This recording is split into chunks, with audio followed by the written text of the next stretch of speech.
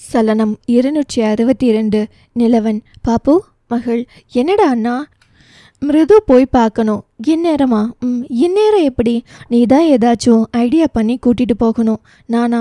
பாப்பு, அவ விரதத்துடன் எனக்காக காத்துட்ருக்கா. நான் போகாட்டி அந்த விரதத்தை முடிக்கவே முடியாது. நான் என்னென்னடா போய் கேட்பேன்? பாப்பு, அண்ணாக்கு உன்னை விட்டா வேற யாருடா ஹெல்ப் பண்ணுவா? நீ போய் அப்பத்தா கிட்ட பெர்மிஷன் கேளு. எனக்கு இன்னொரு வேலை இருக்கு என்று அந்த பக்கம் ஓடினான். மகிழ் அண்ணத்திடம் வந்து, அப்பத்தா என்னடாம்மா? அண்ணா. என்ன அண்ணாவுக்கு? அண்ணாவுக்கு ஒன்றும் இல்லை. என்னாச்சு என் தங்கத்துக்கு? சாப்பிட்டியா? அப்பதான் இன்னைக்கு உன்னை கவனிக்கவே இல்லை. அப்போது நந்தினி, அம்மோ நீ இன்னும் சாப்பிடல, இங்க வா பரிமாறேன். கண்ணு, நீ இன்னும் சாப்பிடலையா? ஐயோ, என் பேத்தியை மறந்துட்டேனே. அதான் ஏதோ பேசுற, வா சாப்பிடலாம். அதெல்லாம் ஒன்றும் இல்லைங்க அப்பத்தா. காலையிலிருந்து விரதம் இருந்துட்டு இன்னும் சாப்பிடாம இருந்தா என்ன அர்த்தம் கண்ணு? நான் வேற உன்னை கவனிக்காம விட்டுட்டு சாப்பிட்டுட்டேனே. அவரை கட்டி கொண்டவள், அதெல்லாம் இல்லைங்க அப்பத்தா. நந்துமா அப்பப்போ கேட்டுட்டே தான் இருந்தாங்க. நான் தான் அந்த பக்கம் இருந்த எல்லாருக்கும் பரிமாறினேன். அவங்க திருப்தியாக சாப்பிட்றதுலையே பசி அடங்கிடுச்சு. அதுக்காக சாப்பிடாம இருக்க முடியுமா? வா சாப்பாடு வைக்கிறேன். அப்போது மகிழ் நிலவனை பார்க்க அவனும் போய் மஞ்சள் கயிறு வாங்கி கொண்டிருந்தான் ஐயரிடம். அவளுக்கு ஐடியா கிடைத்து விட, அப்பத்தா நான் கொஞ்ச நேரம் கழிச்சு சாப்பிட்றேன். அதுக்கு முன்னாடி அத்தைக்கு கயிறு கொடுக்கணும் இல்லை? பேத்தியின் நெற்றியில் முத்தம் வைத்தவர், அத்தையும் சாமி கும்பிடுவா, இருந்தாலும் நம்மளும் கயிறு கொடுக்கணும் தானுங்க அப்பத்தா. நீ இப்படியே கடைசி வரைக்கும் அத்தை மேலே பாசமாக இருக்கணும், சரியா? பொறு, அவளுக்கும் மிருதுக்கும் கொடுக்கணும். பொறு, நான் எடுத்து கொண்டு வந்து தரேன் என்று போக அங்கே நிலவன் மஞ்சள் கயிறு வாங்கி கொண்டிருந்தான். ஐயர் நிலவனை பார்த்து, கண்ணா தம்பி கையை நீட்டுங்க, கட்டிவிடுறேன். அதெல்லாம் வேணாம், கையில் கொடுங்க. பின்னால் வந்த அன்னலட்சுமி பேரனை பார்த்து, யாருக்கு கண்ணா? அவன் மகளை பார்க்க அவள் வேகமாக ஓடி வந்து, அப்பத்தா நான் தான் வாங்கிட்டு வர சொன்னேன். தலையாட்டியவர் 3-4 கயிறு பிரசாதம் எல்லாம் கொடுங்க என்று வாங்கி வந்த மஞ்சள் பையில் கொடுத்து நிலவனை பார்த்து, நீ போய் கொடுத்துட்டு வந்துடு. ஏனோ அவன் மட்டும் போனால் வாசலிலேயே அத்தையை பார்த்ததும் திரும்பி வந்து விடுவான், இருந்துவிடும். ஒரு வார்த்தை கூட பேச முடியாது என்பதால் அப்பதான் என் கூட மகளும் வரட்டும், அப்பதான் போனதும் வர முடியும், இல்லாட்டி அத்தை விட மாட்டாங்க. அவ இன்னும் சாப்பிடலடா. அவன் பாவமாய் தங்கையை பார்க்க மகிழினி வேகமாய், பரவாயில்லங்க பத்தா, போனதும் வந்துட போறேன், வந்து சாப்பிட்டுக்கிறேன் என்று அவளை அழைத்து கொண்டு போனான். நிலவன் மற்றும் மிருதுவின் உறவு மிகவும் நுண்ணியமான உணர்வுகளால் நிரப்பியதாக இருந்தது. அவனுக்கோ அவளின் மேல் மனைவி என்ற உணர்வு கலந்து வீட்டில் வந்த பெண்மணிகள் நடந்து கொண்ட போது அவனையும் அறியாமல் அவளின் மேல் ஒரு சொல்ல முடியாத உணர்வால் பிணையப்பட்டான். காதல் ஒரு பக்கம் கூட கூட வீட்டின் மூத்த மகன் எனும் பொறுப்புணர்வு, சொல்ல முடியாத தயக்கம், வீட்டுக்கு தெரியாமல் செய்த செயலை நினைத்து குற்ற உணர்வு, இப்படி அவனை போல் அவளுமே இருந்தாள். இருவருக்குமே மனம் என்னவோ யுத்தங்களின் கலவையாக இயங்கியது. மிருது பெரியவர்களைப் போல் முதல் நாள் இரவிலேயே தொடங்கிவிட்டாள் விரதத்தை. விஜயா, மிருது, அப்பத்தா நீ சின்ன வயசுலேருந்து உனக்கான விசேஷத்தை கொண்டாடலை, பல வருஷம் காத்திருந்தது மாதிரி உன் கல்யாணத்துக்கெல்லாம் நீண்ட நாள் காத்திருக்க கூடாது. நீ இப்போ இருந்தே கடவுளை நம்பு. இனி உன் வாழ்க்கையில் எதுவுமே தடங்கள் இல்லாமல் நடக்கணும் என்றால் இந்த விரதத்தை முதல் நாள் இருந்தே தொடங்கு என்று திருவாதிரை விரதம் இருக்க சொன்னார். ஏனோ பெண் அவளுக்கு முதலாக தனக்காக தன் அப்பத்தா சொல்லும் விஷயம் என்பதால் முழு மனதோடு செய்தாள். விஜயா மருமகளோடு சேர்ந்து பூஜைக்கு வந்திருந்தவர்களுக்கு உணவுகள் எல்லாம் அழித்துவிட்டு பேத்தியை பார்க்க அவளோ தனியாக அமர்ந்து கடிகாரத்தை பார்த்து கொண்டே தன்னவனுக்காக காத்திருந்தாள். விஜயா பூஜைக்கு வைத்திருந்த மஞ்சள் கயிறை பேத்தியிடம் கொண்டு வந்து கொடுத்து புன்னகை முகமாக, கட்டிக்கொடா. அவளோ தன்னை மறந்து கயிறு பார்த்த சந்தோஷத்தில் கழுத்தில் கட்டப்போக அவரோ பதட்டத்தில், ஹே என்னடி பண்ற? பயந்த மிருது. ஐயோ மிருது லூசு, என்ன பண்ற? மாட்டி இருந்த வச்சு செஞ்சிருப்பாங்களே என்று பதட்டத்தோடு பார்த்தாள். ஏண்டி இவ்வளோ வளர்ந்துருக்க? மஞ்சள் கயிறை போய் கழுத்தில் கட்ட போற? இன்னும் சின்ன பிள்ளைத்தனமாவே இருந்தா என்னதான் செய்யறது? அவளோ, அப்பத்தா என்ன நொப்பத்தா, உன்னை சொல்லி என்ன பண்ண?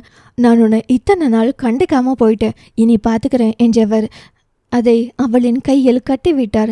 பின் அவளின் முகத்தை பார்த்து, உன்னை நல்லா பார்த்துக்கிற மகராஜன் மாப்பிள்ளையா வரணும் என்று கட்டிவிட்டார். தன் அப்பத்தாவின் முதல் ஆசிர்வாதம், அதுவும் இன்றுதான் அவள் அனுபவிக்கிறாள். கொஞ்சம் கண் கூட கலங்கியது அவளுக்கு.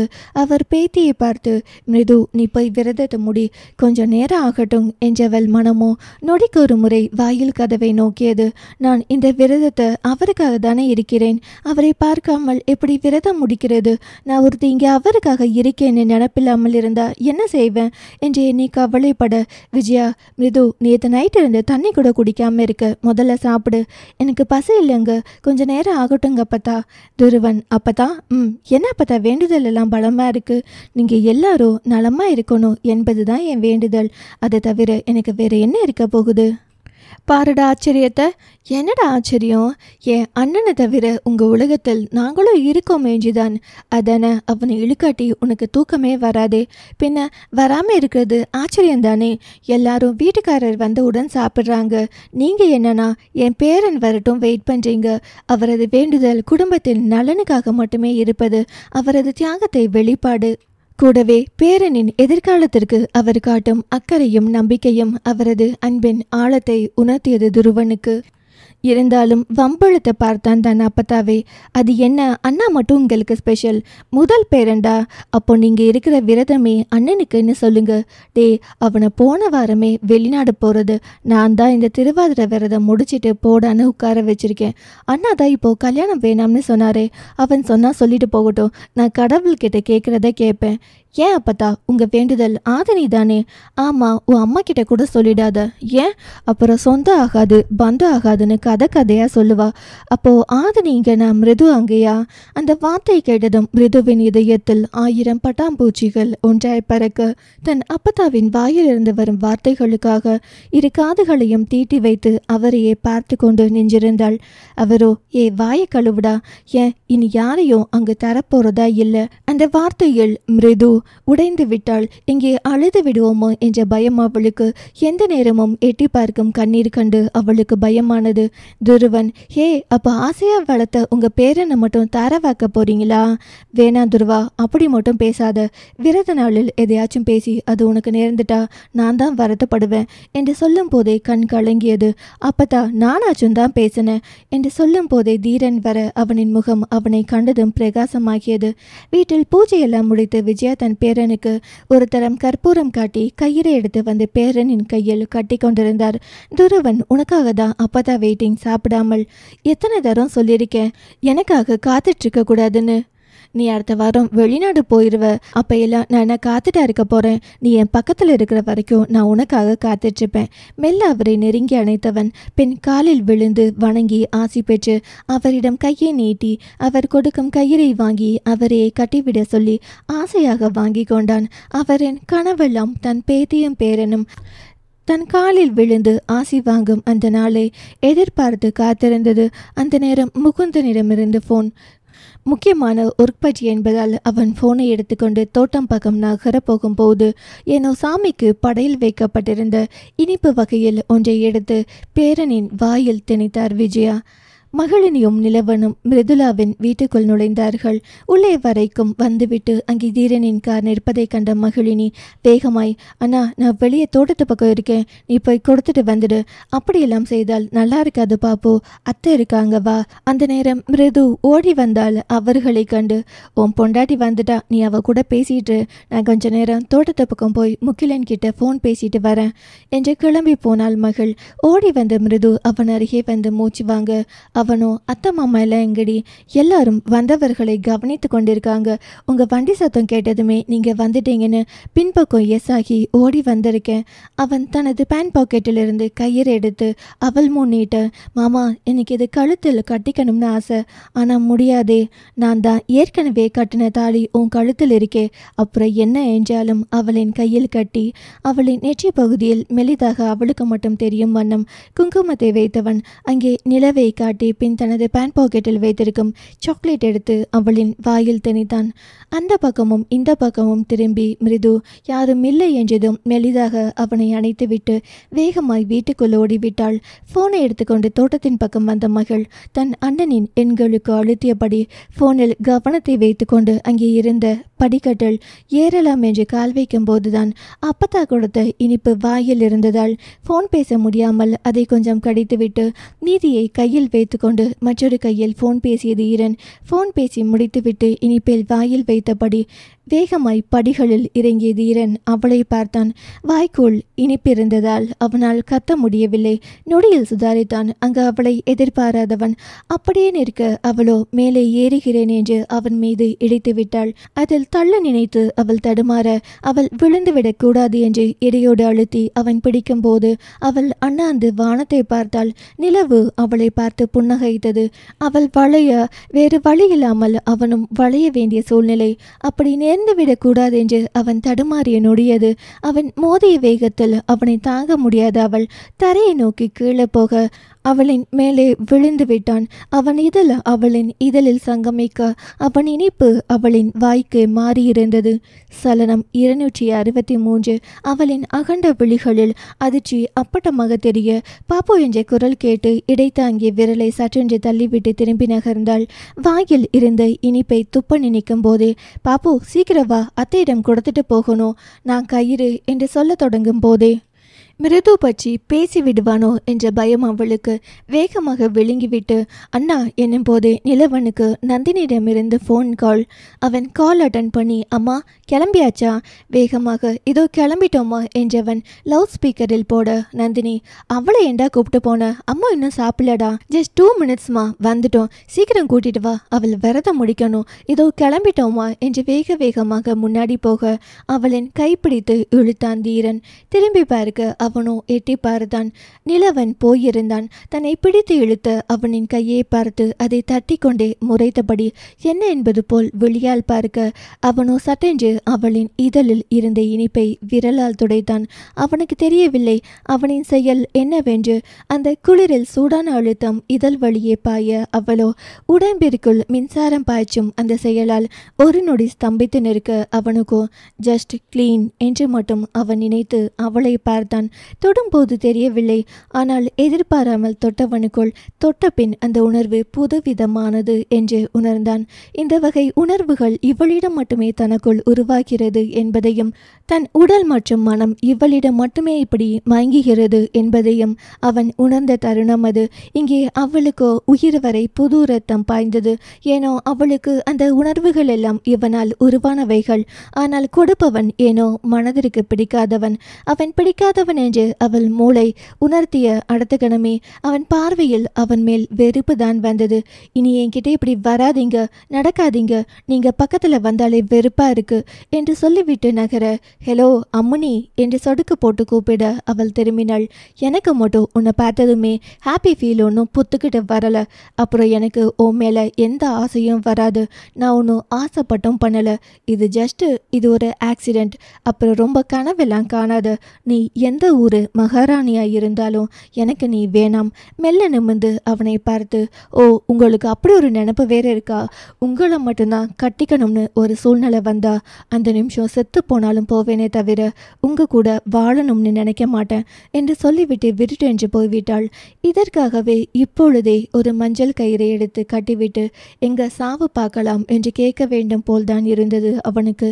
மகளும் நிலவனும் வருவதை கண்ட ஆதிரை ஓடி வந்து இருவரையும் வரவேற்று நீங்க வருவதா அம்மா சொல்லவே இல்லையே, இந்த பூஜை சாமான் எல்லாம் உங்களுக்கு கொடுத்துட்டு போலாம் என்றுதான் வந்தோம், நாங்க கிளம்புறோம். ஏ வந்ததும் அப்படியே போவியா, இங்க வா என்று அழைத்து போனால் அங்கே நடந்து கொண்டிருக்கும் பூஜை அறைக்கு மிருது நிலவனின் அருகே வந்து ஸ்வீட் பாக்ஸை எடுத்து நீட்டி எடுத்துக்கோங்க மாமா. எனக்கு வேணாம் அவ்வளோ முறைத்து. மக்கு மாமா. என்னடி மக்குன்னு சொல்ற? நீங்க ஸ்வீட் சாப்பிட்டு கொஞ்சம் மிச்சம் கொடுத்தாதான் நான் அதை சாப்பிட்டு விரதம் முடிக்க முடியும். ஹோ என்றவன் அதை கொஞ்சம் பிச்சு வாயில் போட்டு கொண்ட போதும் யோ மக்கு மாமா. யோவா பின்ன என்னடி மக்குன்னு சொல்ற? அப்புறம் இது கூட தெரியாட்டி என்னன்னு சொல்றதாம். கொஞ்சம் சாப்பிட்டு நீங்க சாப்பிட்ட மிச்சத்தை வைங்க என்றான் அவளையே பார்த்து. இப்படி கண்ணை விரித்து காட்டி எல்லாருக்கும் தெரிய வச்சிடாதீங்க சிரித்தான். அவளுக்கு ஏனோ அத்தனை பேர் வந்து போகும் இடத்தில் அவன் அருகாமை மட்டும் இணைத்தது. விஜய தன் தோழி ஒருவரிடம் பேச அவரோ யார் அந்த பையன்? எந்த பையன்? உங்க பேத்தி பேசிட்டு இருக்காளே யார் அது? அவர் திரும்பும் பொழுது தற்போது தன் பேத்தி நிலவனிடம் சிரித்து சிரித்து பேசுவதை தூரமாக நின்று பார்த்து கொண்டு இவன் இங்க இவன் மட்டுமா என்று அவரை வழி அனுப்பிவிட்டு திரும்ப அங்கே ஆதிரை மகிழினியை வைத்து சாமிக்கு பூஜை செய்து கொண்டிருப்பதை கண்டார். துருவன் தன் நண்பர்களோடு பேசிக் கொண்டிருப்பதை கண்டு துருவா என்று அவன் வர, நீ போய் உன் மாமன் மகனை கவனி. இவர் எப்போ வந்தார்? இப்பதான் மகள் வந்திருப்பாளா? இப்படி பேசாத துருவா, உங்களுக்கு ஏன் தான் அவளை பிடிக்கலையோ என்று அவன் நிலவன் அருகே போனான். அதற்குள் விஜயா சத்தமாக, மிருதுலா இங்க வா. ஐயோ அப்பத்தா என்றவள் வேகமாக அந்த ஸ்வீட் எடுத்து வாயில் போட்டு கடக்கென்று விழுங்கி விட்டு ஓடி வந்தாள். பேத்தியின் முகத்தில் காலையிலிருந்து காணாத பிரகாசம் அது. அதை உணர்ந்தவர், வா வந்து சாப்பிடு. அப்பதா அங்க மாமா வந்திருக்காரு, நீ போய் சாப்பிடு. இப்படி கூட்டமா ஆட்கள் இருக்கும்போது உன் சொந்த மாமன் பையனா இருந்தாலும் நீ மட்டும் தனியா போய் பேசக்கூடாது. அவனுக்கு துணைக்கு கூட உன் அண்ணன்கள் யாராச்சும் போக சொன்னா அவங்க பார்த்துப்பாங்க, சரியா? தலையாட்டினாள். பேத்தியை அழைத்து கொண்டு போய் அவளின் முகத்தை உச்சி பார்த்து கொண்டே அவளுக்கு சாப்பாடு போட்டார். சற்று நேரத்திற்கு முன்பு வரை வேண்டாம் வேண்டாம் என்ற அவள் தற்போது சாப்பிடுவதையே பார்த்து கொண்டு நின்ற அவருக்கு ஏதோ ஒன்று சரியில்லை என்று மட்டும் பட்டது. அவளையே பார்த்தவர் அங்கே மகள் பூஜை செய்து கொண்டிருந்தாள். அவள் பூஜையை முடிக்க அவள் நெற்றியில் ஆதிரை குங்குமம் எடுத்து வைக்கும் போது அவளின் பாதத்தின் கீழே விழ அவளை விடாமல் தாங்கி கொடுத்து, ஒரு நிமிஷம் பொறு என்றவர் அங்கே தன் கணவனை பார்க்க அப்போது ரவி தீரனை அழைத்து வந்து அவனையும் சூடம் காண்பிக்க சொல்ல அவன் அவளிடம் இருந்து சூடம் தட்டை வாங்கினான். ரவியை தன் அருகே அழைத்த ஆதிரை தம்பதியராய் நின்று கொண்டு தற்போது தன் மருமகளை காலில் விழ சொல்லவும் அவள் விழுந்து ஆசி பெற தீர்க்க சுமங்கலியா இருக்கணும் என்று இருவருமே ஆசிர்வதித்தார்கள். ஏனோ அந்த காட்சியை பார்க்க விஜயா அவருக்கு பிடிக்கவே இல்லை. மிருது நீ சாப்பிடு, நான் வரேன் என்றவர் அங்கே வர மகிழினி, அத்தை நேரம் ஆச்சு, நாங்க கிளம்புறோம். அதற்குள் துருவனும் நிலவனும் அங்கு வந்து சேர்ந்தார்கள். துருவன், நீ வரேன்னு மட்டும் சொல்லியிருந்தா நானே வந்து உன்னை கூட்டிட்டு வந்திருப்பேன்னு. மச்சானுக்கு வீண் சிரமம் எதுக்கு? அவளும் அவன் மண்டையில் கொட்டிவிட்டு தன் அண்ணனிடம், போலாண்டா. துருவன், மகள் ஏன் வந்ததும் போற? நீ வந்திருக்கேன் இப்பதான் சொன்னாங்க, அதுக்குள்ள கிளம்புனா எப்படி? நிலவன் வேகமாய், அவள் விரதம், நான் கூட்டிட்டு போறேன். துருவன் வேகமாய், பாருடா யார் அந்த அதிர்ஷ்டசாலி? அவளோ என்ன அதிர்ஷ்டம் மேடம், விரதம் எல்லாம் இருக்கேங்க. அப்போது உங்க வாழ்க்கை துணைவர் யாரா இருக்க போறாங்க? அப்படி இருந்தா அவங்க அதிர்ஷ்டக்காரர் தானே. அவள் அவனை அடிக்க அவனோ, மேடம் கட்டிக்க போறவங்க ஸ்வீட் எடுத்து சாப்பிட்டு அவங்க சாப்பிட்டு கொடுக்க மிச்சத்தை சாப்பிட்டு தான் விரதத்தை முடிக்கணுமாம். கொஞ்சம் பொறுங்க, நான் ஸ்வீட் எடுத்துட்டு வரேன். ஏனோ அந்த வார்த்தையில் அவள் நிமிர்ந்து தீரனை பார்க்க அவனும் அவளை தான் பார்த்து கொண்டிருந்தான். அவளின் பார்வை அதிர்ச்சியாகவும் அவனின் பார்வையோ நக்கலாக அவளை பார்த்து கொண்டிருந்தான். ஏனோ அவள் விரதம் இருக்கிறாள் என்று அறிந்ததும் ஆதிரை அவளை அழைத்து கொண்டு போய் அவளுக்கு இழை போட்டு சாப்பாடு பரிமாற ஆரம்பிக்க, ஏனோ ஆதிரையின் அன்பே மறுக்க முடியாத அவள் அங்கே விரதத்தை முடித்தாள். விஜயா தன் மகனை தனியாக அழைத்து வந்து, ரவி எனக்கு இங்கே நடக்கிறது சரியில்லைன்னு தோணுது. உன் தங்கச்சி மகள் தான் மகள், ஆனால் ஆதினியை தான் நிலவனுக்கு கட்டி வைக்கணும், கொஞ்சம் புரிஞ்சுக்கோப்பா. அம்மா நான் உங்கள் பையன், நீங்கள் என்ன சொன்னாலும் கேட்பேன். ஆனால் என் பசங்க பையனுக்கு தோளுக்கு மேலே வளர்ந்து அவனுங்களை அதிகாரம் பண்ண வேண்டாமா? அம்மா என்னோட பிள்ளைங்க ரொம்ப தெளிவானவங்க, அவங்களுக்கு நான் அட்வைஸ் சொன்னா ஒரு கட்டத்தில் நானே அவர்களுக்கு பிடிக்காம போயிடுவேன். என்ன பண்ணலாம் என்று ஆலோசித்து முடிவில் ஒரு முடிவெடுத்தார் விஜயா. சலனம் 264. ஆதிரை மகிழை சாப்பிட வைத்து அனுப்பினாள். ஆனால் தீரனின் பார்வை மகிழ் மேல் அவ்வப்போது படர்வதையும் அதைவிட நிலவனின் பார்வை மிருதுலாவின் மீதே இருப்பதையும் பார்த்து கொண்டே இருந்த விஜயாவிற்கு ஒன்று புரிந்தது. இதற்கான முடிவு இப்படியே விட்டுவிட்டால் வேற மாதிரி போய்விடும் என்று. எல்லோரும் போன பின்பும் தூங்காத விஜயா வீட்டுக்குள் அந்த பக்கமும் இந்த பக்கமும் நடந்து கொண்டிருந்தார். பாட்டியின் அறைக்கு வந்த தீரன் அவர் அறையில் இல்லாதது கண்டு அவரை காண வெளியே வரும் பொழுது அங்கே ரவி தன் அம்மாவிடம், என்ன ஆச்சுங்கம்மா, குளிரில் தூங்காமல்? தூக்கம் வரலப்பா. ஏம்மா இன்னும் அதையே யோசிச்சுட்டு இருக்கீங்களா? அம்மா சொல்லுப்பா, உங்களுக்கு அப்படி மகிழ் வருவதில் என்னங்கம்மா பிரச்சனை? மகள் மட்டுமல்ல நிலவனும் சேர்த்து அந்த 2 பேரும் நமக்கு வேணா ரவி. தீரன் பாட்டியிடம் பேசலாம் என்று வந்தவன் அவர்கள் இந்த டாபிக்கை பேசவும் அப்படியே போலாம் என்று நினைத்து திரும்ப அவரோ, ரவி நீ ஒன்று மனசில் வச்சுக்கோ, நம்ம தீரனுக்கும் ஆதனிக்கும் தான் கல்யாணம் என்று உன் மகன் கிட்ட போய் சொல்லு. என் பேரன் என்று சொல்லும் அவரின் வாயில் உன் மகன் என்று வந்ததுமே புரிந்தது அவனுக்கு ஏதோ கோபத்தில் இருக்கிறார் என்று நினைத்து ஒரு ஓரமாக நின்று விட்டான். ரவி, அம்மா சொல்லுப்பா, தீரன் தீரன் மட்டுமல்ல, துருவனும் மிருதுவும் கூட சின்னவங்க.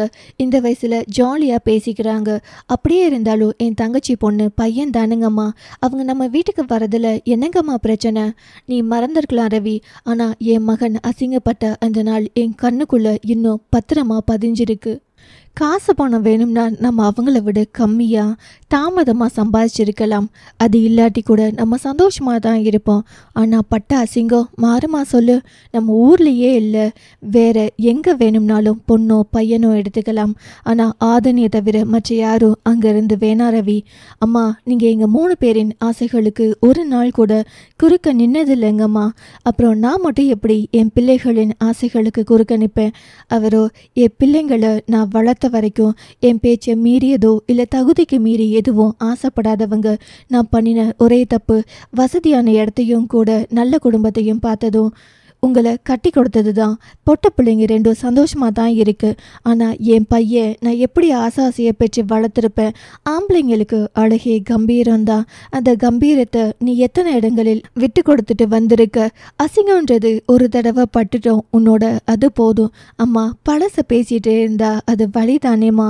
பழையதை மறந்துருந்தா நம்ம இவ்வளோ உயர்வா அவங்களுக்கு சமமாக வளர்ந்துருக்க மாட்டோம் ரவி. அவங்க உன்னை அசிங்கப்படுத்தினதால் தான் அவங்க 4 தலைமுறையாக சம்பாதித்த பணத்தை நீ உன்னோட முதல் தலைமுறையிலேயே சம்பாதிச்சிருக்க. அந்த ஈஸ்வர் உன்னையெல்லாம் ஒரு ஆளோ கூட மதித்து பார்க்க மாட்டான். அம்மா, யார் பார்த்தா என்ன பார்க்காட்டி என்ன, நான் உழைச்சி இன்னைக்கு மேலே வந்திருக்கேன். அது போதாதா நமக்கு? போதும்பா. ஒரு காலத்தில் உன்ன மாதிரி தான் நானும் ரவி. நமக்கு என்ன வந்ததுன்னு வெந்தது தின்னுட்டு வாழ்ந்தது. ஆனால் இது இல்லை வாழ்க்கை. அவர்களை விட இன்னும் மேலே வரணும். தராதரம் சொன்னவங்களுக்கு முன்னாடி உயரணும். அதெல்லாம் வைராகிய ரவி. அதை சபையில் இன்னொருத்தனை உட்கார வச்சுட்டு உன்னை வெளியில் அனுப்பின அவங்கள நீ மறந்தாலும் நான் மறக்க மாட்டேன். என்னைக்காச்சும் ஒரு சூழ்நிலையில் அந்த ஈஸ்வர் என் பேரன் கிட்டேயோ என் பையன் கிட்டேயோ வந்து மன்னிப்பு கேட்கணும். அப்படி ஒரு நாளை தான் நான் எதிர்பார்க்குறேன். என் மகள் வேணான்னு சொல்கிறேன் தெரியுமா? அவனின் பொண்ணை கட்டி என் பேரன் அவன் காலில் போய் விழுந்து விடக்கூடாது. அம்மா, நீங்கள் ஈஸ்வரை வெறுக்கிறேன்னு சொல்லி கூடவே உங்கள் மகளையும் வெறுக்கிறீங்க, கூடவே பேத்தியையும். அது நல்லதுக்கு இல்லைங்கம்மா. என்னால் என் தங்கச்சியை வெறுக்க முடியாது. என் மகனை விட இப்போ எனக்கு எந்த உறவும் முக்கியம் இல்லை. அசிங்கன்றது நமக்கு மட்டும் இல்லை, அவங்களுக்கும் அந்த அசிங்கம் வரும். நம்மளுக்கு ஒரு காலம் வரும், அது நிறைவேறாமல் என் கட்ட வேகாது. அதை என் பேரன் கண்டிப்பாக நிறைவேற்றுவான். தராதரம் இருக்கா என்று கேட்டவங்க உன்கிட்ட வந்து ஒரு நாள் சமமாக உட்கார்ந்து என்னைக்கு பேசுகிறாங்களோ, என்னைக்கு உன்கிட்ட கலந்து ஆலோசித்து ஒரு முடிவை எடுக்கிறாங்களோ, அன்னைக்கு இந்த தராதரம் என்கிற வார்த்தையெல்லாம் உடைஞ்சு போயிடும். அதுக்காக நாளுக்காக தான் நான் காத்திருக்கேன். மா, அவர்கள் கேட்டுட்டாங்கன்றதுக்காக என்னோட தராதரம் எங்கேயும் குறைஞ்சு போகலைங்கம்மா. சொல்லப்போனா அப்போ இருந்த ஒரு சந்தோஷம் இப்போ இல்லைங்கம்மா. என் தங்கச்சிங்க, அவர்களின் குடும்பம், நம்ம அங்கே போகிறது, அவங்க இங்கே வர்றது, அதெல்லாம் இப்போ இல்லாமலே போயிடுச்சு. அவங்க ஏனோ தென் துருவம் மாதிரியும் நம்ம என்னமோ வட துருவம் மாதிரியும் இருக்கும். உனக்கு என்ன ஆச்சு ரவி? உன் கூட பிறந்த தங்கச்சிங்க மாதிரியா இப்போது அவளுங்க இருக்காளுங்க? அவளுங்க எல்லாம் அண்ணாமலை வீட்டு மருமகளுங்க. முக்கியமாக இப்போதெல்லாம் ஏதோ பக்கத்து வீட்டு விருந்தாளி பொண்ணுங்க மாதிரி வந்து போகிற நிலைமையில அவளுங்க இருக்காளுங்க. அம்மா, அந்த நிலைமைய நம்ம உருவாக்கி வைத்திருக்கோமா?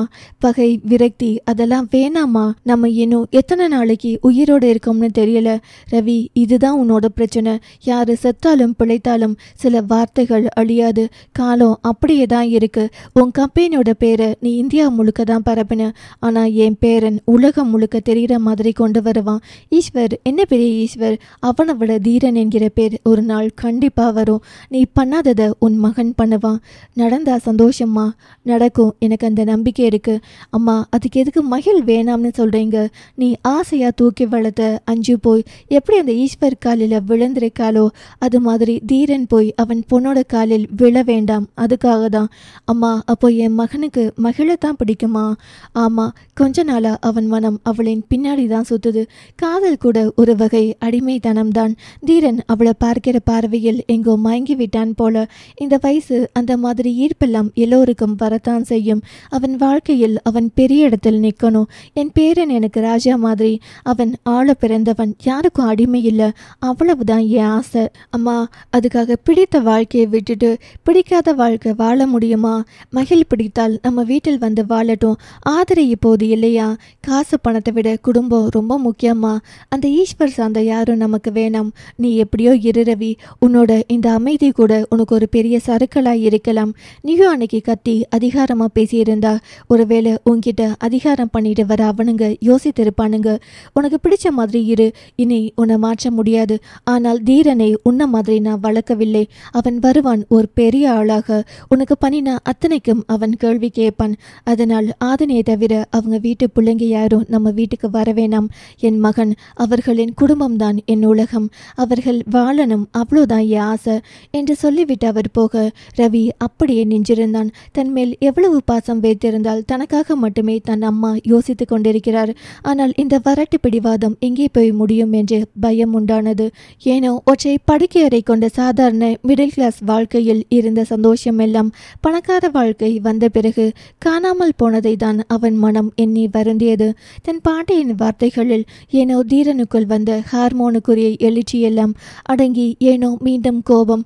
கூடவே தன் பாட்டி தன்னை நினைத்து காணும் கனவுகள் எல்லாம் தனது தராதரத்தை உயர்த்தணும் என்பது மட்டுமே. அந்த எல்லையை அடைய உழைக்கணும், கனவுகள் நிறைவேறணும் என்றால் நாம் இனி அவளை பார்க்காமல் இருப்பதுதான் நல்லது என்று நினைத்தவன் மறுநாளை கிளம்ப ஆயத்தமானான் லண்டனுக்கு. சலனம் 265. நந்தினி தனது அறையில் அமர்ந்திருக்கும் போது அவளின் செல்போன் சினுங்கியது. புது நம்பராக இருக்கவும் அதுவும் வாட்ஸ்அப் கால் என்பதால், ஹலோ யார்? நான் பாரதி பேசுகிறேன். உனக்கு என்னம்மா வேணும்? எதுக்கு எனக்கு கூப்பிட்டுட்டே இருக்க? நான் தான் அன்னைக்கே சொன்னேன்ல உங்ககிட்ட பேச பிடிக்கலன்னு. நான் கொஞ்சம் உங்ககிட்ட பர்சனலாக பேசணும் நந்தினி மேடம். கொஞ்சம் நான் பேசுகிறத கேளுங்களேன். நமக்குள்ளே என்ன பர்சனல் கிடக்கு? உங்கள் பொண்ணு பற்றி. என் பொண்ணுக்கு என்ன? அவள் என் கண்ணு முன்னாடி தான் நடமாடிக்கிட்டு இருக்கா. நான் பேசுவது மகளினி பற்றி அல்ல. எனக்கு இருக்கிறது ஒரு பொண்ணு தான். உனக்கு என்ன வேணும்? நீங்கள் வயிற்றில் பெற்ற மகளை பற்றி. ஏனோ அந்த வார்த்தையை கேட்டதும் கோபம் வந்தது நந்தினிக்கு. இப்போதான் நான் பழையதை மறந்து மாத்திரை போடுறதெல்லாம் குறைச்சிட்டு வாழ்ந்துட்டுருக்கேன். நீ திரும்பி இறந்த அந்த பொண்ணை பற்றி பேசி என்னை திருப்பி டிப்ரெஷனுக்குள்ளே போக வச்சு என்னை சாகடிக்க பார்க்குறியா? நான் செத்து போனதுக்கப்புறம் அதிக சொந்தம் கொண்டாடலாம்னு நினைக்கிறியா பாரதி? ஐயோ மேம், என்ன நடந்தாலும் அதி சாரின் மனதில் உங்களை தவிர வேறு யாரும் இல்லைங்க. அப்புறம் முன்னாடி மாதிரி ஷார்ப் நீங்கள் இல்லை. அதை சொல்லத்தான் இப்போ கூப்பிட்டியா? மேம், முன்னாடி இருக்கிற நந்தினி மேடம் என்றால் ஆப்போசிட்டில் இருக்கிறவங்க என்ன நினைக்கிறாங்கன்னு நீங்களே திங்க் பண்ணிடுவீங்க. நான் சொல்ல வர்றது உங்கள் குழந்தை இறந்து போகலை. நான் கெட்ட வார்த்தை பேசக்கூடாதுன்னு நினைக்கிறேன் பாரதி. நீ சொல்கிறத பார்த்தா எங்கள் மொத்த குடும்பமும் என்கிட்ட பொய் சொல்கிற மாதிரியும் நீ மட்டும் உண்மையை பேசுகிற மாதிரியும் சொல்கிறியா? என்னை பழைக்க வைக்க எங்கள் குடும்பத்தில் இருக்கிறவங்க ஒவ்வொருத்தரும் எவ்வளவு கஷ்டப்பட்டாங்கன்னு எனக்கு தெரியும். நான் இறந்து போன குழந்தைய நினைக்கிறதில்ல. நான் என் கண்ணு முன்னாடி வளர்ற என்னுடைய மகளினி பற்றி மட்டும்தான் நான் நினைக்கிறேன். மேம், உங்கள் பொண்ணு உயிரோடு இருக்குது. நீ புதுசாக ஏதோ பிளான் பண்ணி எங்கள் லைஃபுக்குள்ளே வர நினைக்கிறேன்னு நான் நினைக்கிறேன். இன்னொரு முறை நீ கூப்பிட்டா நான் மனுஷியாக இருக்க மாட்டேன் என்றவள் அழைப்பை துண்டித்து அந்த நம்பரையும் பிளாக் பண்ணிவிட்டு அறைக்குள் வந்தாள். இப்போ தான் என்னோட வாழ்க்கையில் நல்லது நடக்க ஆரம்பிச்சிருக்கு.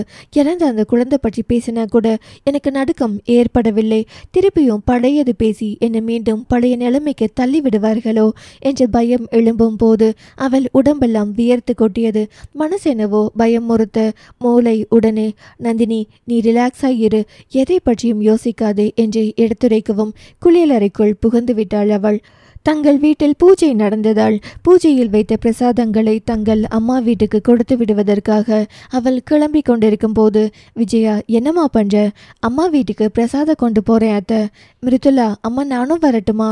விஜயா, உனக்கு அங்கே என்ன வேலை என்று கோபமாக கேட்டவர் பின் முகத்தை மாற்றி, நீ படிக்கணும் இல்லையா? 2 நாளில் விரதத்தில் படிக்கலை. அதான் எக்ஸாம் வேற சீக்கிரம் வரப்போகுது. ஆதிரை, பாப்பா நீ வீட்டில் இருந்து படி என்றவள். தீரா, நீ ஃப்ரீயா? விஜயா, அவனுக்கு வேலை இருக்குமா? ஏனோ அவன் வாய் திறப்பதற்கு முன்னரே அவர் பேசுவது கண்டு எரிச்சல் வந்தது அவளுக்கு. அவனோ, அம்மா, ஃபாரின் போகிற ப்ராசஸ் எல்லாம் இருக்கு, அதை பார்த்துட்டு இருக்கேன் என்றான் மடிக்கணினியில் பார்வையை பதித்தவாறு. விஜயா, ஆதிரை, நான் தான் சொல்கிறேன்ல அவன் வரமாட்டான் தெரியுங்கத்த. ஆனால் நான் ஏன் கூப்பிட்டேன் தெரியுமா? நாளை பின்ன உறவினர்களின் அருமை தெரியணுமே என்றுதான். இவன் யாருமே இல்லாமல் இருக்கணுன்றது விதினா மாற்றவா முடியும்? ஏன் அப்படி சொல்கிற? என் பேரனுக்கு இல்லாத சொந்தங்களா? அவனுக்கு அங்கே வரது போகிறதெல்லாம் பிடிக்காது. அத்தை மாமா அருமையெல்லாம் வரம், அங்கே போனால் புரிந்து கொள்வான் என்று நினைத்தேன், அதான் கூப்பிட்டேன். ஆனால் அவன் வராததுக்கு உங்கள் முகத்திலேயே இவ்வளோ சந்தோஷம்தான் தெரியல. அவர் முகம் இறுக்கமாக, துர்வா இங்கே வா. விஜயா, அவன் எதுக்கு கூப்பிடுற? அத்தை, இவங்களெல்லாம் நான் தான் பெற்றேன், அதை கொஞ்சம் யோசிச்சுட்டு இனிமே பேசினா நல்லா இருக்கும். ஆதிரையின் வார்த்தையில் ஒரு நிமிடம் மௌனமாகிவிட்டார் அவர். கோபமே படாத ஆதிரைக்கு கூட இப்போது கோபம் வந்தது அவரின் செயலில். டேய், நீயும் வரியா? உள்ள உனக்கு ஏதாவது வேலை இருக்கா? அம்மா, எனக்கு வேற வேலை ஒன்று இருக்கு. அம்மா, நீங்கள் எங்கே போகணும்? அப்போ நீ வரலையா மாமா வீட்டுக்கு? என்னது மாமா வீட்டுக்கா? இதை முதலே சொல்லியிருக்கலாம்ல. மகிழ் வீட்டில் இருக்காளான்னு கேளுங்க. அவள் இன்னைக்கு வீட்டில் தாண்டா இருப்பா. உங்களை இறக்கி விட்டுட்டு நான் வேற ஒரு வேலையாக வெளியே போகணும், வரேம்மா. இதெல்லாம் மௌனமாக கேட்டுக்கொண்டிருந்த தீரன், துருவா, கம்பெனியில் அர்ஜென்ட் ஒர்க் இருக்கு, நீ என் கூட வா. ஆதிரை, என்ன ஒர்க் இருந்தாலும் பரவாயில்ல, என்னை விட்டுட்டு அப்புறம் போய் பாரு துருவா. தீரன் அவனை பார்க்க துருவனும், எனக்கு ஃபர்ஸ்ட் அம்மா தான், அப்புறம்தான் யாராக இருந்தாலும் என்றவன். சாரி ப்ரோ என்றவன் வண்டியை ஸ்டார்ட் பண்ண. துருவா, நான் அர்ஜென்ட் ஒர்க் போகணும், அதனால் அவங்கள ட்ராப் பண்ணதும் கிளம்பி வா. அண்ணா, நீங்கள் உங்கள் காரில் போகலாமே. உன்னை வான்னு சொன்னேன். உங்ககிட்ட சில ஒர்க்ஸ் நான் ஹேண்ட் ஓவர் பண்ணணும். பெரிய பேரன் சின்ன பேரனை தடுக்கும் விஷயத்தில் ஒன்று புரிந்தது விஜயாவுக்கு. துருவன் மகளிடம் பேசுவது தீரனுக்கு பிடிக்கவில்லை என்று.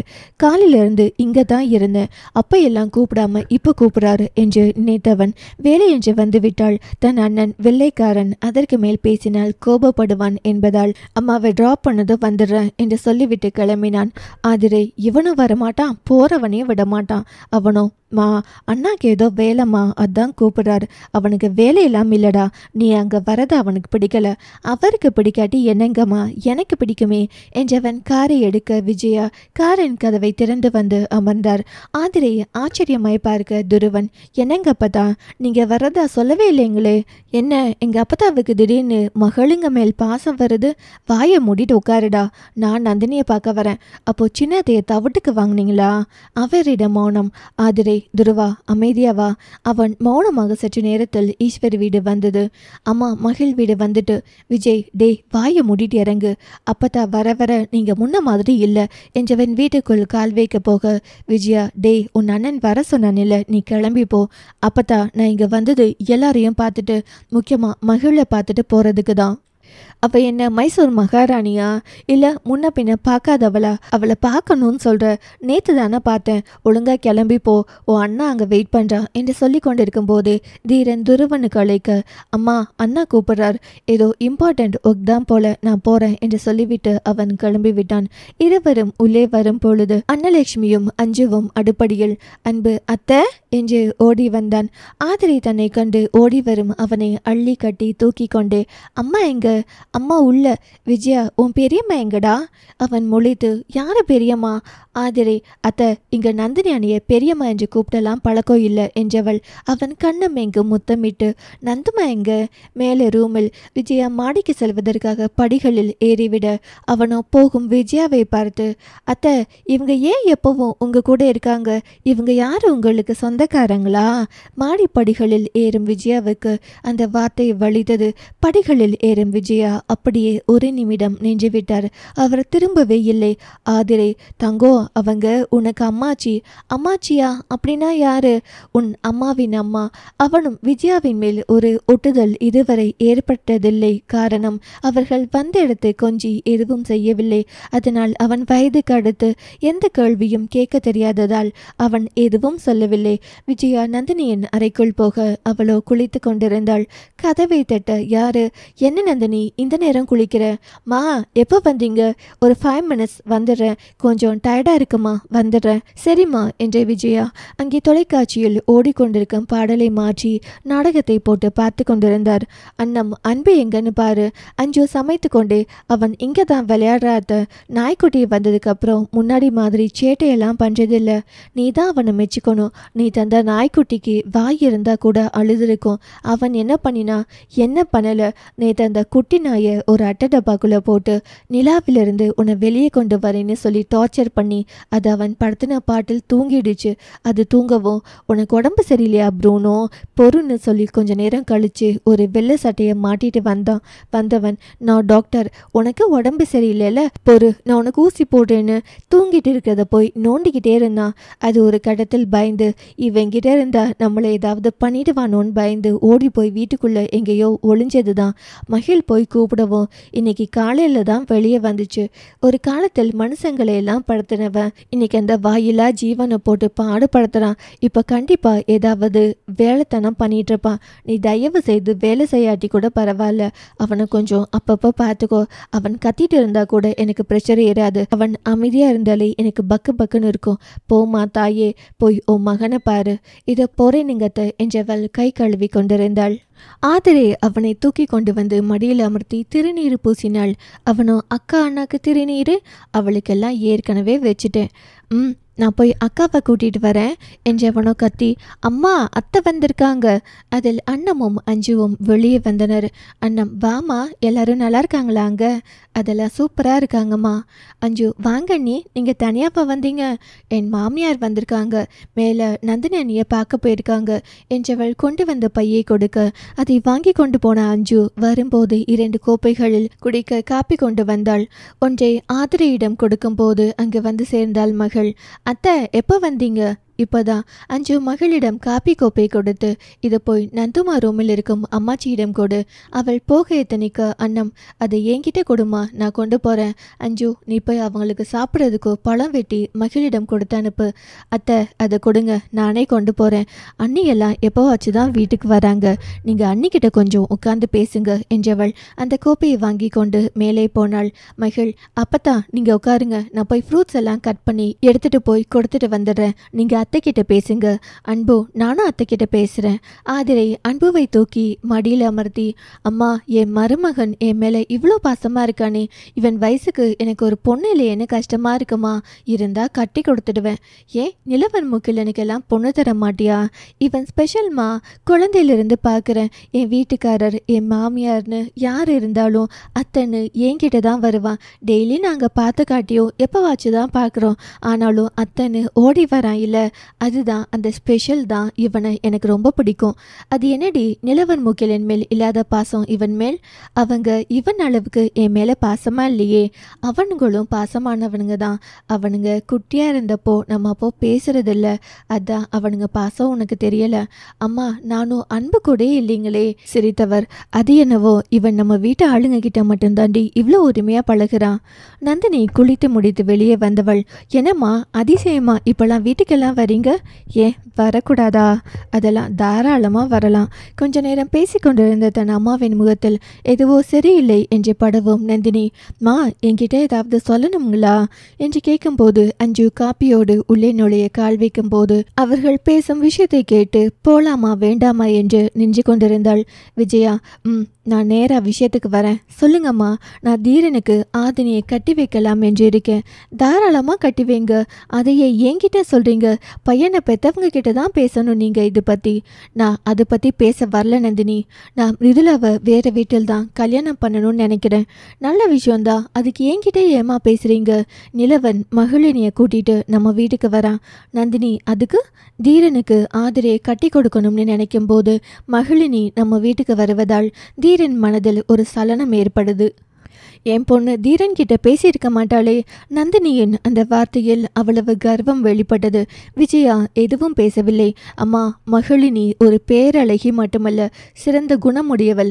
அவளை பார்த்தா பிடிக்காம இருந்தாதான் ஆச்சரியம். அப்புறம் அவளோட அத்தா மாமா வீட்டுக்கு அவ போவா வருவா. தீரனுக்கு மகளினியை பிடிக்குது பிடிக்கலனா அது அவங்கிட்ட தான் நீங்க பேசணும். என் பொண்ணு சரியா இருக்கும்போது நான் போய் அவகிட்ட இதை பத்தி பேச முடியாது.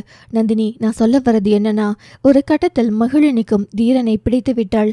என் பொண்ணுக்கு பிடிச்சா என் அண்ணன் கிட்ட பேசி கல்யாணம் பண்ணி வைக்க வேண்டியதுதான். இதில் என்ன இருக்கு? இந்த மாதிரி எதுவும் நடக்கக்கூடாதுன்னு தான் நான் முன்கூட்டியே சொல்கிறேன். என் வீட்டுக்கு ஈஸ்வர் பொண்ணு வேண்டாம். அம்மா, அவள் உங்களுக்கும் பேத்தி, உங்கள் பொண்ணோட பொண்ணும் தான். எனக்கு இந்த ஈஸ்வர் சார்ந்த எந்த உறவும் வேண்டாமா. எனக்கு தெரிந்து மகிழினி அஞ்சுவிடம் பேசுவதை காட்டிலும் உன்கிட்ட தான் பேசுகிறா. அந்த பெண்ணிடம் பக்குவமாக எடுத்து பேசி தீரனுக்கு ஆதினியை கல்யாணம் பண்ணுறோம் என்ற விஷயத்த அவகிட்ட சொல்லிடு. அதை சொல்லத்தான் நான் இங்கே வந்திருக்கேன். யாரோ ஒரு பொண்ணை உங்கள் பேரனுக்கு கட்டுவீங்க, ஏன் பொண்ணை நீங்கள் கட்டிக்க மாட்டீங்களா என்னும் போது கதவை திறந்து கொண்டு அஞ்சு உள்ளே வந்தாள் ஆத்திரத்தோடு. சலனம் 266. அறைக்குள் நுழைந்த அஞ்சு ஆக்ரோஷமாக, மா என்ன பேசுறீங்க என்ற அவளின் கோபமான வார்த்தையால் எழுந்து நின்றாள். அவரோ அவளை அங்கே அந்த நேரம் எதிர்பார்க்கவில்லை போலும். மா, உங்ககிட்ட தான் என் பொண்ணை பற்றி என்ன சொன்னீங்க? நான் இப்போ என்ன தப்பாக பேசினேன்? மா, நீங்கள் பேசுகிறதே தப்பு தான். இப்போ நான் என்ன தப்பாக பேசினேன்? பேசுகிற எல்லாமே தப்பு தாம்மா. நான் கூட அண்ணனுக்கும் என் புருஷனுக்கும் இருக்கிற பிரச்சனையால் தான் நீங்கள் இப்படி நடந்துக்கிறீங்களோன்னு நினச்சேன். ஆனால் உங்கள் மனசுக்குள்ளே தான் வன்மம் இருக்குன்னு இப்போ தான் தெரிஞ்சது. இதுக்கு பேர் வன்மம் இல்லை, வைராகியம். நந்தினி பேச வர, அக்கா நானே பேசிக்கிறேனுங்க என்றவள். மா, உங்களுக்கு என் மேலே வைராகியமா? பெத்த பிள்ளை மேல் வைராகியம் வருமா? உங்களுக்கு என் மேல் தான் கோபம். அப்படி கோபம் இருந்தால் கூட வீட்டில் நடந்த பிரச்சனையால் தான் இப்படி இருக்கீங்களோ? எப்படியும் இதையெல்லாம் ஒரு நாள் சரி செஞ்சிடலாம் நினச்சிட்டு இருந்தேன். ஆனால் எப்போ என் பொண்ணை வீட்டுக்கு வரக்கூடாதுன்னு சொன்னீங்களோ அப்போவே உங்களை பற்றி நல்லா புரிஞ்சு போச்சு. கொஞ்சமாச்சு மகள் பேத்திங்கிற என்ன வரலையாமா? நீங்கள் தான் நிஜமாவே என்ன பெற்றீங்களா? எனக்கும் அந்த டவுட்டு தாண்டி. நீ என் வயிற்றில் தான் பிறந்தியான்னு. அம்மா என்றவளுக்கு என்ன சொல்வதென்றே தெரியவில்லை. அழுகை வந்தது. கண் கலங்கி, நல்ல வேலை என் புருஷன் பேச்சை கேட்டு இங்கே இருந்தேன். ஒரு வேளை அங்கே இருந்தா அங்கே உங்கள் பேரனுக்கு என் மகனை பிடிச்சு போய் உங்களுக்கு என் புருஷன் மேல் இருக்கிற பொறாமையால் இந்நேரம் எனக்கும் என் மகளுக்கும் விஷத்தை வச்சு கொல்ல கூட தயங்க மாட்டீங்க நீங்க. ஹே, என்ன பேசுற? அம்மா, நீங்க மனுஷத்தன்மையே இல்லாம அகங்காரம் ஏறி போய் ரொம்ப மாறி இருக்கீங்க. உன்ன அளவுக்கு இல்லம்மா. பொல்லாத புருஷனை கண்டவள் நீ. இப்படி என்னை மாற்றினதே உன் புருஷன்தான். அஞ்சு, மா என்ன பேசுறீங்க தெரியுமா என்றவள் கோபமாய் அருகே போக, என்னடி அகங்காரம் ஏறி போச்சா உனக்கு என்று விஜயா காத்த அந்த வார்த்தையால் நந்தினி எழுந்து வந்து இருவருக்கும் இடையில் நின்றாள். அவரோ, நான் இப்போ என்ன தப்பா பேசினேன்? மா, நீங்க பேசுறதே தப்பு தான், நடந்துக்கிறதே தப்பு தான். நான் தப்புனா என்னை மாற்றினதே உன் புருஷன்தான். என் இயல்பு இதுவா சொல்லு நீ. அப்போ யார் மேலே தப்பு? எதுக்கு எடுத்தாலும் ஏன் அவரையே குறை சொல்றீங்க? என் புருஷன் நீங்க சாப்பிட்ற சாப்பாட்டில் மண்ணை அள்ளி போட்டாரு. என் மகனை அசிங்கப்படுத்தியது தப்பு இல்லையா? அம்மா, இன்னும் எத்தனை வருஷத்துக்கு இதையே பேசுவீங்க? எப்பவுமே ஒரு விஷயத்த 2 பக்கம் இருக்கும். அவர் ஒன்றும் பண்ணினா நீங்கள் 4 பண்ணுவீங்க. அது உங்களுக்கு தெரியுமா தெரியாதா? நீ தான் புருஷனை கடந்து தவிக்கிறவளாச்சே. நாங்கள் 4 பண்ணுறதுக்கு அடித்தளமே உன் புருஷன் பண்ணுற ஒரு விஷயம்தான். நந்தினி, மா என்ன பேசுறீங்க? புருஷன் கூட நல்லா வாழுன்னு சொல்லி தானே கல்யாணம் பண்ணி வச்சிங்க, இல்லை பிறந்த வீட்டில் வாழ்றதுக்கு கட்டி வச்சிங்களா? இங்கே பாரு நந்தினி, உனக்கும் எனக்கும் பிரச்சனை இல்லை. மா என்ன பேசுறீங்க நீங்கள்? நான் எல்லாம் தெரிஞ்சே தான் பேசுகிறேன். அருமை பெருமையாக வளர்த்து இப்படி புருஷனை பார்த்ததும் மயங்கி கிடக்குறீங்க. அம்மா, நீங்கள் முதலில் பொண்ணுங்க கிட்ட பேசுகிற மாதிரியே பேசுகிறீங்க. இங்கே பாரு நந்தினி, எனக்கு தீரன் கிட்ட மகிழ் பழகிறது பிடிக்கல. இன்னைக்கு அஞ்சு போய் அந்த ஈஸ்வர் காலில் விழுந்து கிடக்கிறது மாதிரி நாளைக்கு என் பேரன் ஈஸ்வர் மகளின் காலில் விழுந்து கிடக்க வேணாம். அதுக்கு தான் சொல்கிறேன். அஞ்சுவுக்கு அந்த வார்த்தையில் கண்ணீர் வந்தது. பெரியவங்க பேசுகிறப்போ உள்ளே போக வேண்டாம் என்று நினைத்து வெளியே நின்றிருந்த மகள் அந்த நொடியே உள்ளே வந்து, மகள், ஹலோ, யார் உங்கள் பேரன்கிட்ட பேசினா முதலில்? அதுவும் மயக்கவோ மயங்கவோ ஒரு தகுதி வேணும் உங்கள் பேரனுக்கு. ஆத்திரம் கொண்ட விஜயா, ஏய், என் பேரனை பற்றி என்ன பேசுகிற நீ? மரியாதையும் சுயபுத்தியும் இல்லாத இடத்துல நான் எப்பவுமே இருக்க மாட்டேன். யாருக்கு வேணும் உங்கள் பேரன்? நான் மட்டும் அன்னைக்கு வாய் திறந்தா நீங்கள் தான் குடும்பத்தோட அசிங்கப்பட்டு போயிருப்பீங்க. ஒழுக்கமாக பேரனை வளர்க்க தெரியல. நீங்கள் என்ன பற்றி பேசுகிறீங்களா? அஞ்சு, என்னடி சொல்கிற? நந்தினி, என்னமோ என்ன ஆச்சு? ஏனோ விஜயாவுக்கு அஞ்சுவிடம் இயல்பாக கோபப்பட்டு பேசுவது போல் மகளிடம் பேச முடியவில்லை. அவருக்கே தெரியும் அவள் நல்லவள் என்று.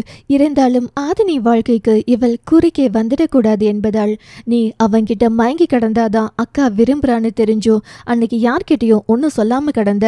அவள் கண்களில் ரௌத்திரம். வாயை மூடுங்க நீங்க. இன்னொரு முறை பேசுனீங்க நான் என் அம்மாவோட அம்மா என்றெல்லாம் பார்க்க மாட்டேன் என்று அவள் கத்த அஞ்சுவும் நந்தினியும் ஏய் என்னடி ஆச்சு? அதெல்லாம் ஒன்றும் இல்லைங்கம்மா, அவள் சொல்ல மாட்டாள் என்று விஜயாவுக்கு தெரியும். உன் மேலே தப்பில்லை, நான் பேசுறியம்மா. இங்கே பாருங்க அம்மாச்சி என்றவள். சாரி, இங்கே பாருங்க, எனக்கு உங்கள் பேரன் மேல் துளியும் விருப்பம் இல்லை. அப்புறம் என் அப்பாவை மதிக்காத உங்கள் பேரன் தான் நினச்சேன். அதனால்தான் அவரை எனக்கு சுத்தமாக பிடிக்காது. ஆனால் அவரை இப்படி மரியாதை இல்லாமல் வளர்த்தது நீங்கன்னு இப்போதான் புரியுது. என் குடும்பம் தான் என் உலகம். ஒருவேளை ஒரு பொல்லாத சூழ்நிலை அமைந்து அதில் உங்கள் பேரனை கட்டிக்கோன்னு என் அப்பாவே சொன்னாலும் நான் கட்டிக்க மாட்டேன். ஒருவேளை அப்படி ஒரு நிலைமை வந்தால் கூட நான் செத்ததுக்கு சமம்தான் அந்த வாழ்க்கை. நந்தினியும் அஞ்சுவும் ஒரு சேர அம்மு என்ன பேசுகிற நீ? இருவருக்குமே மகளின் வார்த்தையை கேட்டு தாயை விரைத்தனர். விஜயாவுக்கே ஒரு மாதிரி தான் இருந்தது. சின்ன பெண்ணை ரொம்ப கஷ்டப்படுத்துகிறோமே என்று. நந்தினி கோபமாக, இவங்க இனி நமக்கு யாரோ, உனக்கு வேணாம்னு நினைக்கிறவங்க நமக்கு வேணாம்.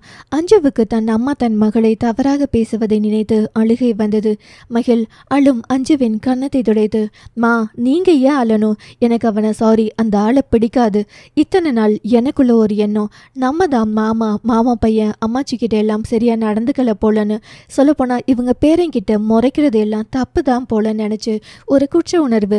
ஆனா இப்போ ஒன்று புரிஞ்சு போச்சு, இவங்க நமக்கு வேணாமா. என் அப்பா ஒன்று செஞ்சா அது சரியா தான் இருக்கும். அஞ்சு, உங்களுக்குள்ள ஒரு கெட்ட எண்ணம்மா. ஒரு புருஷன் ஆளுமையாக இருக்கிறது உங்களுக்கு பிடிக்கல. கொஞ்சம் பொறாம உணர்வு மேலோங்கி இருக்கு உங்களுக்கு. அதான் இப்படி மாறிட்டீங்க. இனி நீங்கள் எனக்கு வேணாம். நீ என்ன என்னை வேணான்னு சொல்கிறது? எப்போ தாய் மாமன் வேணாம்னு வேலைக்காரனை உட்கார வச்சு காது குத்த வச்சாங்களோ அன்னைக்கே உங்கள் உறவை வேணாம்னு முடிவு பண்ணிட்டேன். அதை விட நீ ஓரமாக போய் உட்காந்து நடக்கிறத வேடிக்கை பார்த்தியோ அப்போவே உன்னை வேணாம்னு முடிவு பண்ணிட்டேன். ஏன்னா நடந்த எல்லா பிரச்சனைக்கும் காரணமே நீதான். உனக்காக என் மகன் இறங்கி இறங்கி வந்துதான் அவன் அசிங்கப்பட்டான். இதில் உன் புருஷன் மேல் நான் பொறாமப்பட என்ன இருக்காஞ்சு? மா, நான் ஒன்றும் ஓடி போய் கல்யாணம் பண்ணலை. நீங்கள் தான் இவரை தான் மாப்பிள்ளை, இவரை தான் கல்யாணம் பண்ணணும்னு சொல்லியே பண்ணி வச்சிங்க.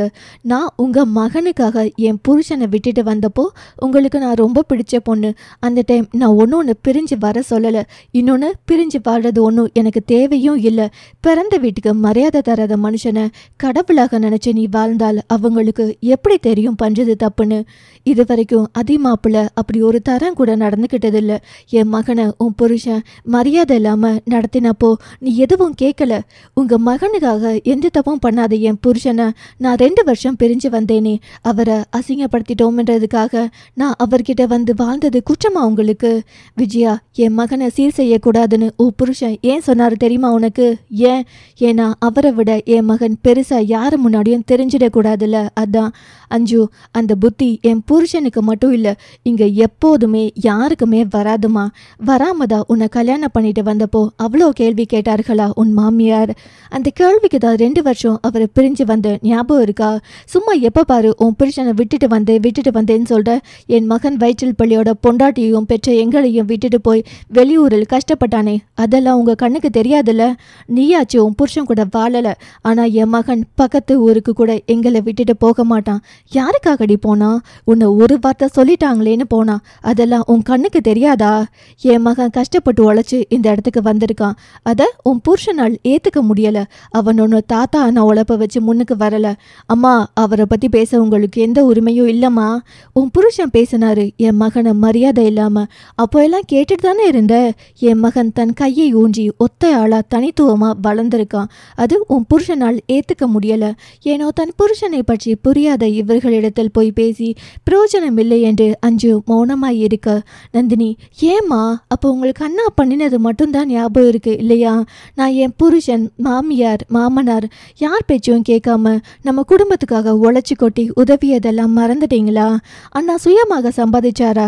ஒரு 2 வருஷம் புள்ள கூட பெற்றுக்காம புருஷனை கூட கவனிச்சிக்காம காலையில இருந்து நைட்டு வர உழைச்சது எல்லாம் மறந்து போச்சாமா? அவ்வளோ பெரிய ஆக்சிடென்ட் நான் சந்திச்சிருக்கவே மாட்டேன். இப்போ நான் இப்படி இருக்கிறதுக்கெல்லாம் காரணம் ஒரு வகையில் அன்னைக்கு நான் உங்களுக்காக உழைச்சது தாம்மா. அவரிடம் மௌனம். நந்தினி, அம்மா, நீங்கள் வர வர சுயநலவாதியாக மாறிட்டே வரீங்க. என்னை இப்படி மாற்றியது அஞ்சு புருஷன்தான். எப்போ என் மகனை பார்த்து தராதுரை இல்லைன்னு சொன்னார்களோ அப்போவே காசு பணம் தான் முக்கியம் எனக்கு தோண வச்சதே ஈஸ்வர் விட்ட வார்த்தை தான். அது மட்டுமா, ஒரு மன்னிப்புக்கு நாய் மாதிரி அலைய விட்டானில்ல. இன்னும் மரியாதை இல்லாமல் பேசும் அவரிடம் போய் என்ன பேசலாம் என்று கோபத்தில் இருந்தவளுக்கு தன் அம்மாவின் அவன் இவன் என்ற வார்த்தை அவளை பொல்லாதவளாக்கியது. அம்மா என்ற கத்திய கத்தலில் கீழே இருந்து அன்னமும் ஆதிரையும் ஓடி வந்தனர். அஞ்சு, இனி வாயை மூடுங்கம்மா. இன்னொரு வாட்டி என் புருஷனை அவன் இவன்னு பேசுனீங்க, உங்களுக்கு நல்லதுக்கில்ல. அவரை பெற்ற அவங்க அம்மாவே இன்னைக்கு வரைக்கும் அப்படி கூப்பிட்டதில்ல. நீங்க யாரு அவரை அப்படி கூப்பிடுறதுக்கு? ஆதிரையும் அன்னமும் என்ன ஆச்சு என்று கேட்க விஜயா அஞ்சுவிடம், என் புருஷனை அவன் இவனை சொன்னா உனக்கு எவ்வளோ கோபம் வருது? உன் புருஷன் என்னைக்காச்சும் தங்கச்சி புருஷனை மாப்பிள்ளைன்னு கூப்பிட்டுருக்காரா? என்னமோ அவர் தான் பேர் வச்ச மாதிரி ரவி ரவின்னு கூப்பிடுறாரு. அப்போ காசு பணம் இருந்தா ஒரு நியாயமா? அன்னைக்கு நானும் என் புருஷனும் கூட போனோம் மன்னிப்பு கேட்க. இருந்துட்டே இல்லைன்னு சொன்னவர் தானே உன் புருஷன். அப்புறம் உங்க வீட்டு பெரிய மனுஷன் அந்த தாத்தா என் மகனை பார்த்து தராதரம் இருந்தா பேச மாட்டாங்க என்று சொன்னவர். ஆனா அந்த மனுஷனுக்கு என் வீட்டில் பொண்ணு எடுக்கும் போது தெரியலையா என்னோட தராதரம்? மா, என் புருஷனை அண்ணா கை நீட்டி அடிச்சதெல்லாம் உங்க கண்ணுக்கு தெரியாதா? அதனாலதான் இன்னைக்கு எல்லாரும் அப்படி பேசினாங்க. எந்த அண்ணனும் தன் தங்கச்சியை ஒருத்தர் நைட்டெல்லாம் கூட்டிட்டு போனா தெரிஞ்சா அடிக்க தான் செய்வாங்க. அதே அண்ணனுக்கு தன் தங்கச்சி அந்த நைட்டில் போய் எவ்வளோ பெரிய பிரச்சனையில மாட்டிக்கிட்டான்னு தெரியும் போது காப்பாற்றி கூட்டிகிட்டு வந்தவருக்கு ஒரு நன்றி சொல்லணும்னு தெரியாத அளவுக்கு ஒன்றும் முட்டாள் கிடையாதே. நாம் அடித்தது தப்புன்னு அதுக்கப்புறம் ஒரு மன்னிப்பு கேட்டிருக்கலாம். அதுக்கப்புறம் வெளிநாட்டில் அதே அண்ணனை நம்பி போகும்போது அங்கே ஒரு ஆபத்து வரும்போது அதே ஆள் வந்து காப்பாற்றும் போது அப்பவாவது ஒரு நன்றியை சொல்லியிருக்கலாம். நீங்கள் பொறாமன்னு சொல்கிற அதே என் புருஷன்தான் உங்கள் மகன் ஜெயிலுக்கு போகிற அளவுக்கு பிரச்சனை இல்லை மாட்டிகிட்டு இருக்கும்போது காப்பாத்தினாரு. அந்த நன்றியெல்லாம் எங்க போய் அடகு வச்சிருக்கீங்களா? உங்க மருமக மாசமா இருக்கும்போது பிரசவ வலியில் துடிக்கும் போது நீங்க பொறாமப்படுறான்னு சொல்ற என் புருஷன் தான் தூக்கிட்டு போய் காப்பாற்றினார். உங்க மாமியார் வீடு ஏலத்துல போகும்போது என் புருஷன் தான் உங்க மகன் கஷ்டப்படும் போது காசு இல்லாம கஷ்டப்படும் போது என் புருஷன் அந்த வீட்டை மீட்டு கொடுத்தார். என் புருஷன் தெரிஞ்சோ தெரியாமலோ 1000 உதவி செய்வார். ஆனா மனசு அறிஞ்சு அடுத்தவங்களை பார்த்து பொறாமப்பட மாட்டார். என் புருஷன் பெருமையெல்லாம் உட்கார்ந்து பேசினா கூட நாள் பத்தாது. பேசி புரிய வைக்கிற ஆளுங்களுக்கு புரிய வைக்கலாம். நீங்க வெதண்டாவாதான் பிடிச்சி உங்க பேரனை என் புருஷனுக்கு எதிராக வன்மத்தை கொட்டி வளர்க்குறீங்கன்னு நினைக்கிறேன். இப்ப சொல்றேன், எனக்கு அம்மாவா நீங்க வேண்டாம், என் பிள்ளைக்கு பாட்டியாவும் நீங்க வேண்டாம். நீங்க யாரு என் மகளை வேணான்னு சொல்றது? அவளை சீராட்டி பாராட்டி வளர்க்க என் குடும்பம் மொத்தமும் இருக்காங்க. ஒரு பெரிய கும்பிடு போட்டு தன் மகளின் கையை பிடித்து கொண்டு போய்விட்டாள் அவள். அன்னத்திற்கு நடந்தது எதுவும் புரியவில்லை. ஆதிரை தன் மாமியாரை பார்த்து கொண்டு நின்றிருந்தாள். நந்தினி, அண்ணி நீங்களாச்சும் சொல்லுங்களேன், என்ன பிரச்சனை? விஜயா ஆரம்பத்தில் பேசியதிலிருந்து முடிவு வரைக்கும் சொல்லி முடிக்கும் பொழுது ஆதிரை தன் மாமியாரை பார்த்து, சொந்த பேத்தியவே குறை சொல்றதுக்கு உங்களுக்கு நான் கூசலைங்களா? அன்னைக்கு உங்க பேரன் தான் அவகிட்ட தப்பா நடந்துக்கிட்டான். நான் இந்த வீட்டு வாசப்படியில் கால் வைக்காம திரும்பவும் பிரிஞ்சிடுவோம் என்ற பயத்துல என் மருமகள் வாய் திறக்காம இருக்கா இந்த நிமிஷம் வரைக்கும். அதில் அண்ணமும் நந்தினியும் அதிர்ச்சியாகி நின்றனர். ஆதிரை, நல்ல விஷயங்களை சொல்லி கொடுத்து வளர்வதில்லைங்கத்த, அது ரத்தத்திலேயே வரும். என் மருமக அப்படிதான். நீங்க என் புருஷனை என் அண்ணனுக்கு எதிராக வளரணும்னு நினைக்கிறீங்க. உங்க மகனை உயரமா பார்க்கணும்னு நினைச்சது சந்தோஷம்தான். ஆனா பூமியில் உட்கார்ந்துக்கிட்டு வானத்தோட போய் போட்டி போடுறது ரொம்ப தப்பு. இத்தனை நாள் நான் யாரையும் மட்டமா சொன்னதில்லை. ஆனா இப்ப சொல்றேன், என் அண்ணன் நீங்க அண்ணாந்த பார்க்குற வானத்து உயரமா இருக்காரு. அவரோ, ஓ நீயும் இந்த குடும்பம் தானே, உனக்குள்ளேயும் இப்படி ஒரு எண்ணம் இருந்துட்டே தானே இருக்கு. அத்தை, உங்களுக்கு எதுவோ உங்க பாஷையில சொன்னாதானே புரியும். உங்க மகனோட பையனை பெத்துட்டு நான் அந்த குடும்பம் இல்லைன்னு நினைச்சா அதுக்கு நான் பொறுப்பாக்க முடியாது. நீங்க நினைக்கிறீங்க ஒரு 4 ஏக்கர் நிலத்தில் வீடும் சில கோடிகளும் இடங்களும் வச்சிருக்கிறதால என் அண்ணனுக்கு சமமா வளர்ந்துட்டேன்னு. கண்ணு கெட்டின தூரம் வரைக்கும் தான் உங்களுக்கு சொத்து தெரியும். எல்லா நாட்டிலும் எல்லா ஊரிலும் எங்கள் குடும்பத்துக்கு சொத்து பத்துகள் நிறைய இருக்கு. நீங்க 300 பவுன் வச்சிருக்கிறதால இந்த உலகத்தோட மகாராணி ஆயிட முடியாது. நான் பெருமைக்காக சொல்லலத்த. இங்க நாங்க வீட்டுக்குள்ள வச்சிருக்கோமே லாக்கர், அதுக்குள்ள நாங்க ஏதாவது விசேஷத்துக்கு போட்டுட்டு போறதுக்காக வச்சிருக்கிற நகையை தான் வச்சிருக்கோம். ஆனா போட்டுக்கிட்டு தெரிஞ்சதே இல்லை. அப்போ தனிப்பட்டு எங்களுக்கு எவ்வளோ பவுன் நகை இருக்கும்? அப்படி காசு பணத்தில் வளர்ந்திருந்தாலும் நான் ஒரு நாள் கூட கல்யாணம் முடிஞ்ச நாள்ல இருந்து இப்ப வரைக்கும் ஒரு குறையும் நம்ம வீட்டில் பார்த்ததே இல்லை. அதுதான் வீட்டில் என்ன வளர்த்தது. முன்னெல்லாம் விஜயா, உங்களை எனக்கு ரொம்ப பிடிக்கும். மகளுங்க அவங்க பிள்ளைங்க மேல எவ்வளவு பாசமா இருக்காங்கன்னு. ஆனா நீங்க என் ஈஸ்வரன் மேல எல்லாரும் கொடுக்கிற மரியாதையை பார்த்து வெறுத்து வாய் வார்த்தை சண்டையின் மூலம் வரும் கோபத்தை வெறுப்பா மாத்தி இன்னும் என் மகன் மனதில் உன் மாமன் தான் எதிரின்னு சொல்லி வளர்க்குறீங்க. கெட்டது சொல்லிக் கொடுத்த நீங்க கொஞ்சம் நல்லதும் சொல்லிக் கொடுத்த வளர்த்திருக்கலாம். உங்க மகனுக்கு என் அண்ணன் செஞ்ச உதவியும் சேர்த்து. இனிமே உங்களை பேசி பிரயோஜனம் இல்லை. ஏன்னா இனி உங்களை திருத்த முடியாது. ஆனா இனி என் 3 பிள்ளைகளின் விஷயத்திலும் நீங்க தலையிடாதீங்க என்று கையெடுத்து கும்பிட்டு தன் அம்மாவையும் அண்ணியையும் பார்த்து, என் மகன் செஞ்சது தப்புதான், இதுக்கு என்ன மன்னிச்சிடுங்க. இதை அண்ணன்கள் வரைக்கும் எடுத்துட்டு போக வேண்டாம். நான் பயத்தில் எல்லாம் சொல்லல. அண்ணன் கொலைக்காரனாக வேண்டாம், அதுக்கு தான் என்று சொல்லிவிட்டு போய்விட்டாள் அவள். ஏனோ அழுகை வந்தது ஆதிரைக்கு. முதலில் இருந்தே மாமியார் பேசும்போதெல்லாம் கண்டித்து பேசியிருந்தால் இந்த பிரச்சனை இவ்வளவு தூரம் வந்திருக்காதோ என்று நந்தினி விஜயாவிடம், அம்மா தயவு செய்து இனிமேல் நீங்க வர வேண்டாம், உங்க பேரனை வீட்டுக்குள்ள போட்டு பூட்டி வச்சிடுங்க. விஜயா அண்ணத்தை பார்த்து, நான் ஆதினியும் தீரனும் சேரனும் என்று நினைத்துதான் பேசினேன். என்ன பேசுவார் அவர்? அவருக்கு அந்த நேரத்தில் என்ன பேசணும் என்ன சொல்லணும் என்று கூட நினைவில் இல்லை. அவரின் முகமெல்லாம் தன் முன்னால் தனது ஆசை பேத்தி அழுது கொண்டு போன முகம் மட்டுமே நினைவில் நின்றிருந்தது. தன் மகள் கொஞ்சம் சோர்ந்தாலும் தன் மகன் சோர்ந்து விடுவது வழக்கம். வந்தால் அவனிடம் என்ன சொல்வது?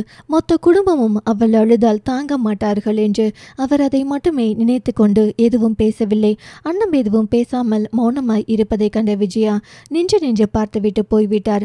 அண்ணம் நந்தினியிடம், வா அஞ்சு, அறைக்கு போகலாம் என்று அழைத்து போக அங்கே அஞ்சுவோ அழுக மகிழ் அவளை சமாதானம் செய்து கொண்டிருந்தாள்.